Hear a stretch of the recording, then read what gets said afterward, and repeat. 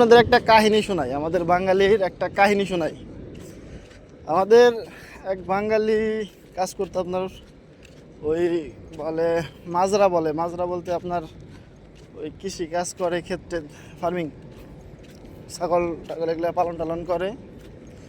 সে লোক আসছে এখানে 4-5 বছর, তার সাথে আমার দেখা। সে বলতেছে, ভাই 4 বছর ছিলাম, অনেক ভালোই ছিলাম, কিন্তু এক বাঙালি আমার সাইডের ওই কৃষিকাজে একজন লোক ছিল, সে দেশে চলে গেছে। সে আসছিল কৃষিকাজের জন্যই, ওই জায়গায় পরিবর্তে আপনার আরেকজন লোক আসছে আমাদের বাঙালি।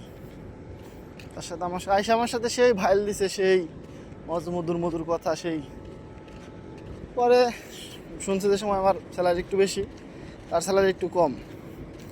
তা সে আমার মালিকরে বলতেছে, যে কাজ করতেছে সে, আর মালিকরে বলতেছে যে আপনি এত টাকা স্যালারি দেন কিসের লাগে? বলছে পরে যে লোকটা ওই কাজ করে, মালিকের কাজ করে, একটু বেশি স্যালারি পায়, সেই লোকটার স্যালারি আর তার স্যালারি সমান হয়ে গেছে, বা তার থেকে একটু বেশি হয়েছে, আগের মতো না, হাই স্যালারি না। এর জন্য সে লোক বলতেছে যে ভাই, আমি এদের কাজ করি 4-5 বছর, তুই আসছো তো 1 বছর হয় নাই, তুই আমার এই ক্ষতিটা কেন করলি? বাঙালির ক্ষতি কেন করলি? তুই টাকা তোর কি, যে আমার মালিক সে কি তোর 10 টাকা দিব, তুই আমার স্যালারি কমাই দিলি কেন? এটা না সেটা নিয়ে কথা কাটাকাটি রাগারাগি।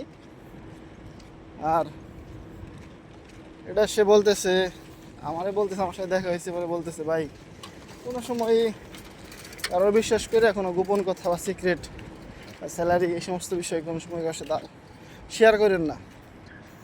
শেয়ার করবেন আমার মতো ধরা খাইবেন, যেমনি আছেন সেরকমই থাকেন, নাহলে আপডেট হওয়ার চেষ্টা করেন, কাজ শিখেন, তাহলে বেটার। কিন্তু কারোর সাথে এমন বন্ধুত্ব করেন না, বন্ধুত্ব এসে বন্ধু আপনারে পচায় দেয় বা আপনারে বিপদে ফেলায়। এরকমভাবে চলতে হবে, এরকমভাবে চোখ কান সব কিছু খোলা রেখে চলতে হবে, তাহলে বেটার। তাহলে এখানে আমরা বুঝলাম কি, তাহলে এ লোকের কোনো লাভ হলো না, এ লোকের ক্ষতি করে দিল।